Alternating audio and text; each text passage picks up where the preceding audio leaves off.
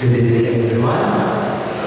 Yan, palakpakan po natin ang Diyos sa isang pagpapalang natin.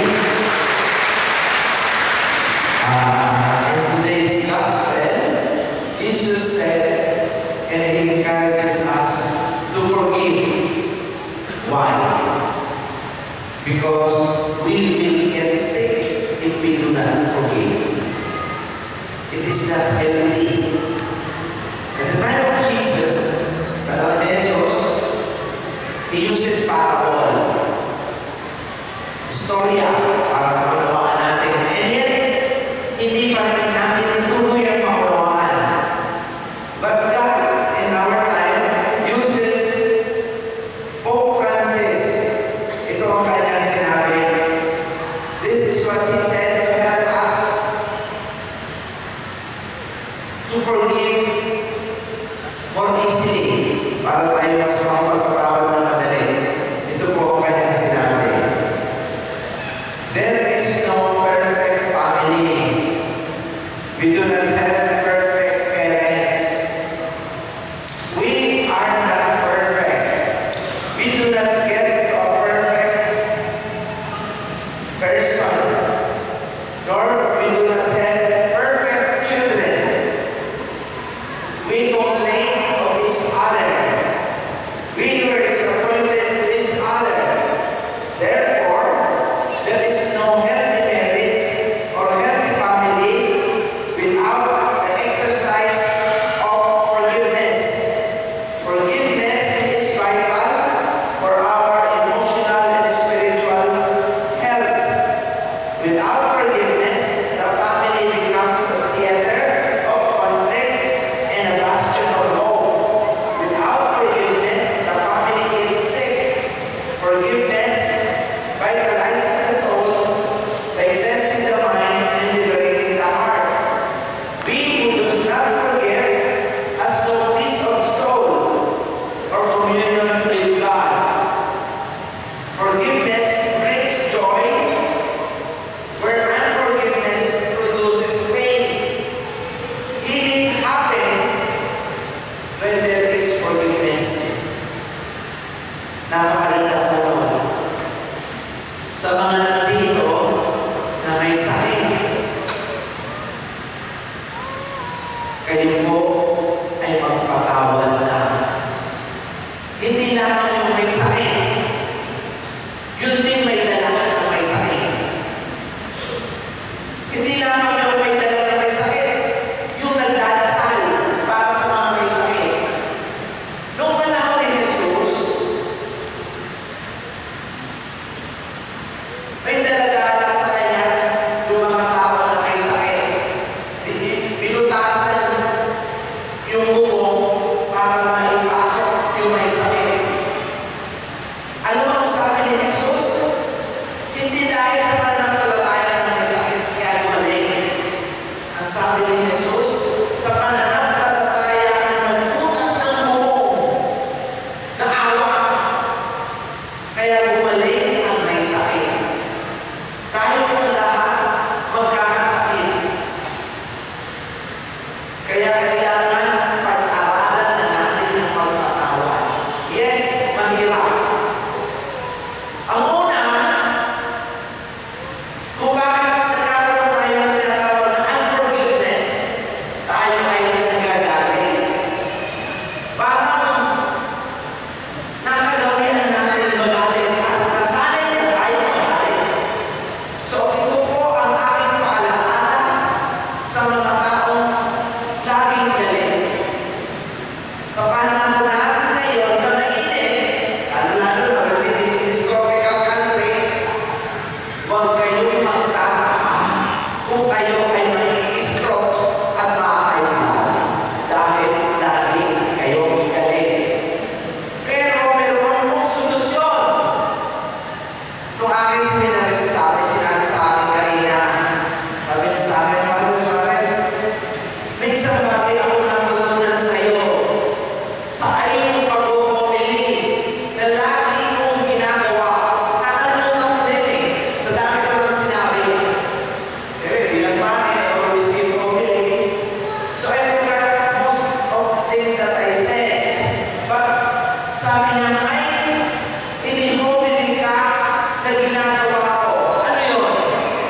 Itong sinabi mo sa akin, nung inimobil mo ito noon sa Monte Maria, ang sabi mo, pag ikay galit, magdasal ka, Lord, bukas na lang ako makagalit ito ngayon.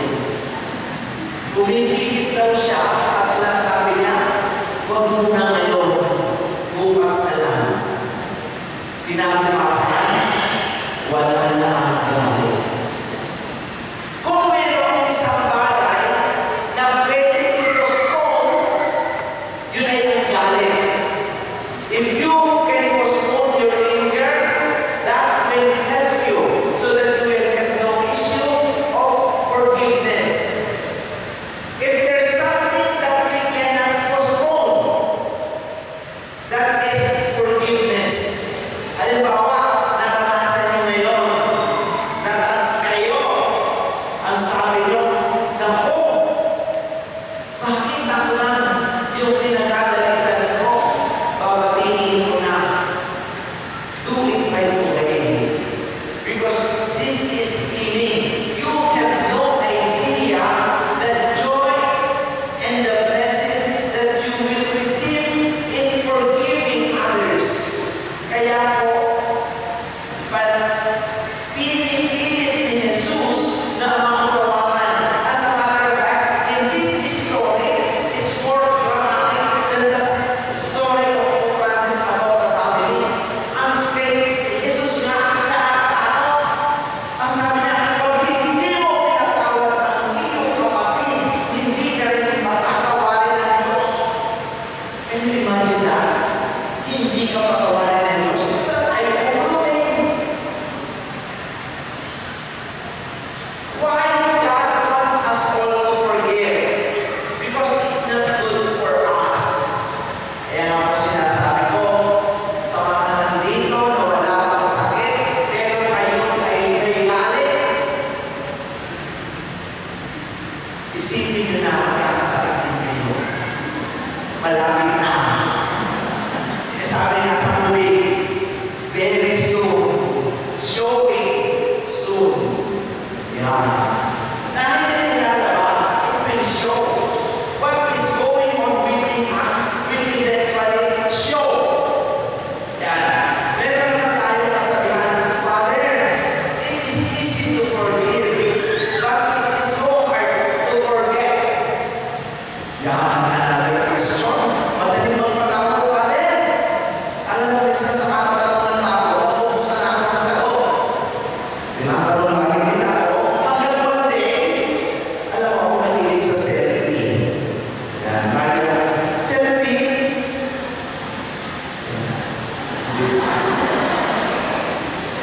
Dito ako nag-selfie. Ayan ba ako? Yan.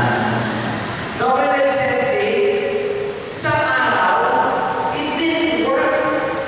Sabi ko, what happened? Ano nangyari sa cellphone ko?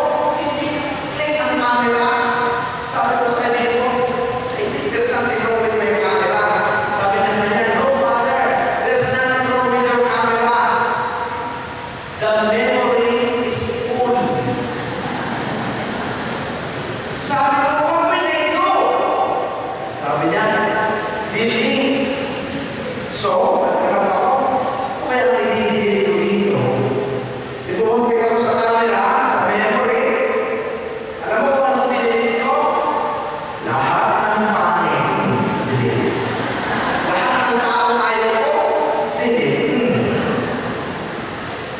My dear brothers and sisters, this is the Jubilee Year of Mercy. Napakaganda ng taong ito. Ito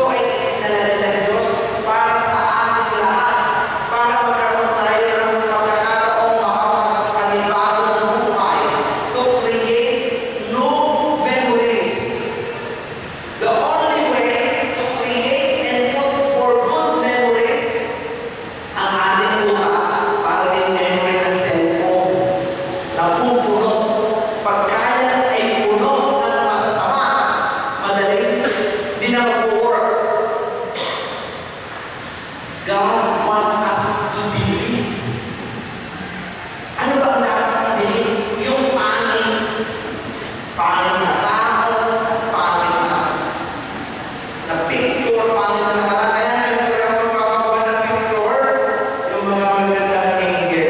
Yan. Yung angel na magandang.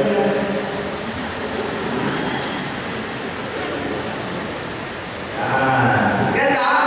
So in this jubilee of mercy, God is giving us a chance ng pagkakataon to start our life all over again, to create new memories and new chapters of our life so that our life will be healthier and happier. Panahon na para tayo mabuhay ng masaya, mabuhay ng walang kaaway. Alam mo sa Bible, sa binasa ngayon, ang aking naisip, bakit kaya sinabi ni Jesus sa Gospel, you do not forgive your brothers and sisters. Alam mo, ang matinding mga kaaway ay kapatid. Ang hirap magpatawad. Kadadaling mo lang galing Vienna. Taga-Cebu ko, kilala niyo si Jerome. Hindi ko ba kilala sa inyo, baka makilala na rin kay Chismis. So pag si Father Ruben naman, share ko sa inyo yung kasalanan niya. Ganito, sila magkakapatid nag-away-away dahil sa pera. Ito po, totoo istorya. Pumunta ako ng Vienna. Sabi niya, Pares, dalawa mo yung kapatid ko, mamamatay na. Dinigalo mo, mamamatay na. Ang nasal mo, huwag ka muna kunin ni Lord. Umiiyak na siya. Bakit? Yung kapatid niya, hindi sila nag-iibigan kahit mamamatay na. Dahil saan? Sa pera. Mga kapatid, yun ang pinakamalungkot na mangyayari sa magkakapatid. Nagkakahiwa-hiwalay, nag-aaway-away dahil sa pera, dahil sa ingitan. Minsan gagamitin ang sakit. Naghintay pa kasi mamamatay na. Ngayon, nag-text ngayong araw na ito. Ang sabi, Father, nagkasundo-sundo na kami. Ito ang pinakamasayang araw ng aming buhay. Ito ang pinakamagandang healing na nangyari sa buhay namin. Hindi ko malit away kung may sakit. Kaya nga kayo ng blessing, yun ang tinatawag na divine will. Minsan nagkakaka, bakit ako nagkaka-cancel? Kumakain ako ng organic, lahat ng organic. May mga tao, obsessed sa organic. Organic na lahat. Hindi na rin yun, may cancel. Yung mga bagay na hindi natin may iwasan pero nangyayari, ang tawag dyan ay divine will. Ginusto ng Diyos na mangyari ito. Kaya ang nangyayari mabuti sa bandang huli. Ang karamihan nangyayari sa bandang huli, lalo-lalo na sa mga may sakit, ay ano? Napapalapit sila sa Diyos. Kanina, pinag-pray over sa akin.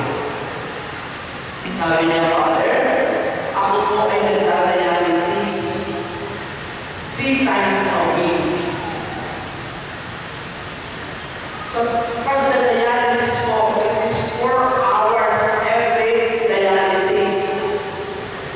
Ang sabi ko sa kanya, magdasal ka naman. Sabi niya, Father, yun ang ginagawa ko. Tuwi ako may session ng dialysis. Nag-pray ako sa Diyos. Kaya lahat ng mga kaibigan ko, kinukuha ko ang problema mo. Kaya inasulat ko rin ang problema mo. Sabi ko, pagkaibigan ng dialysis, i-pray ko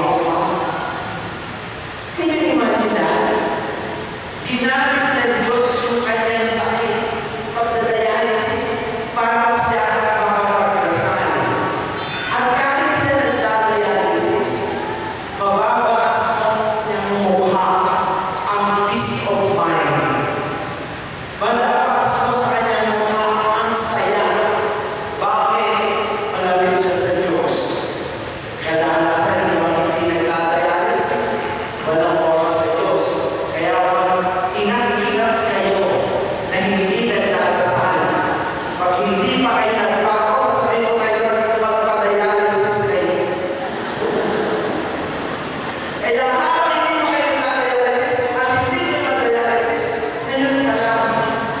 Kasi gusto kasi ng Diyos, mapalapit tayo sa Kanya eh. Gagawin niya lahat para ma-save tayo. That is in the gospel.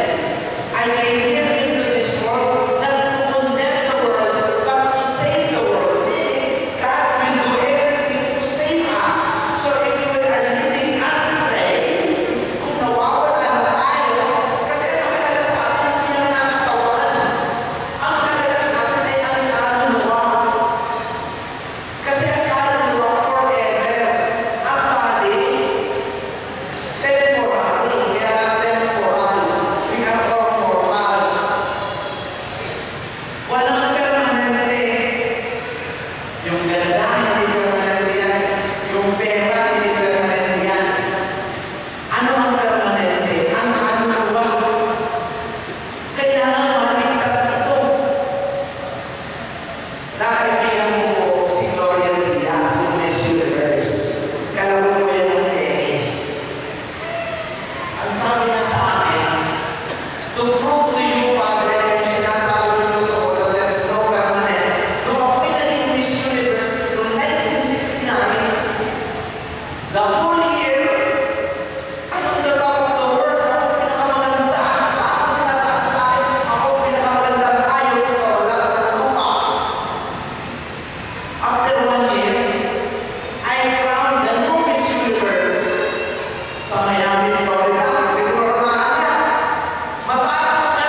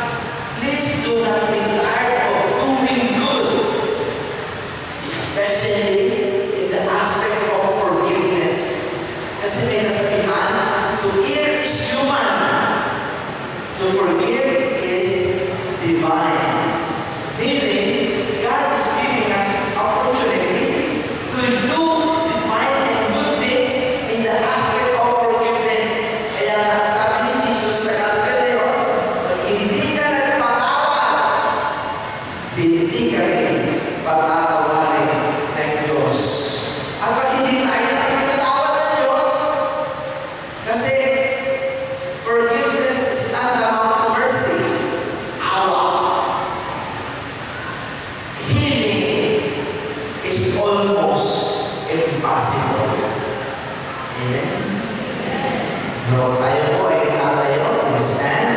We're going to ask the Lord to help us in all our needs.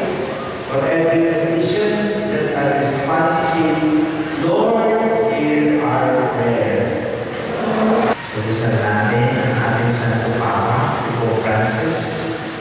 Lahat na gusto namin, lalo na si Archbishop Palma, Cardinal Vidal, Bishop Antonio Mana, lahat ng mga pari,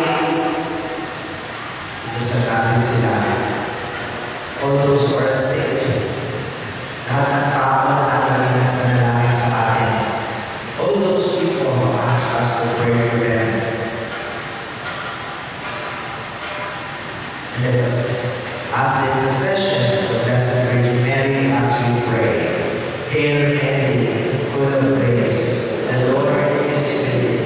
Blessed are you among women, and blessed is the fruit of your womb, Jesus. Holy Mary, Mother of God, pray for us sinners. Loving God, we are people gathered together this evening, believing that you will listen and answer to all our prayers and petitions. For we ask all this in the mighty name of Jesus the Lord.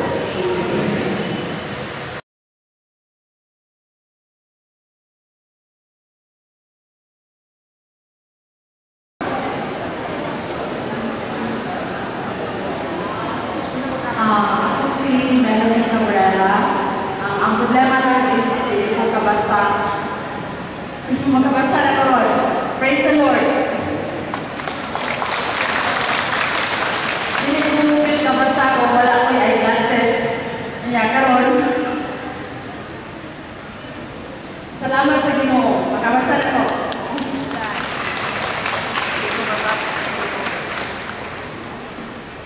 Before ko pray over ni Father Suarez, ang akong problema is hindi ko kabasa yung diretsyo mo ito mga eyeglasses ko. So karon, i-approach ko ni Father, i-heal ko niya, pinaan sa Ginoo. Grasya sa Ginoo, hatag na ko, makabasa na ko. Without my glasses.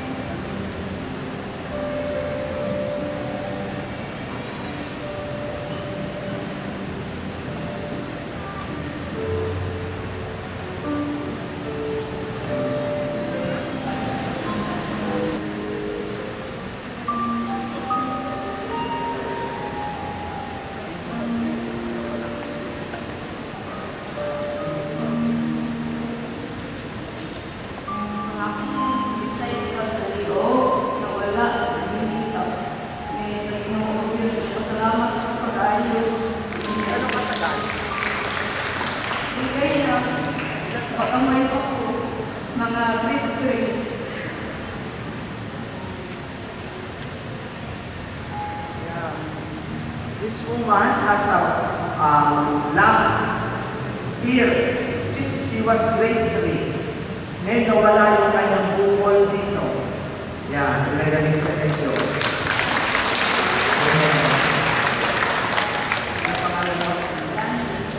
Ilang taon na ikaw? 42. Yeah, 42. So, this is almost 10. 32 years na may bukol na wala. Praise the Lord.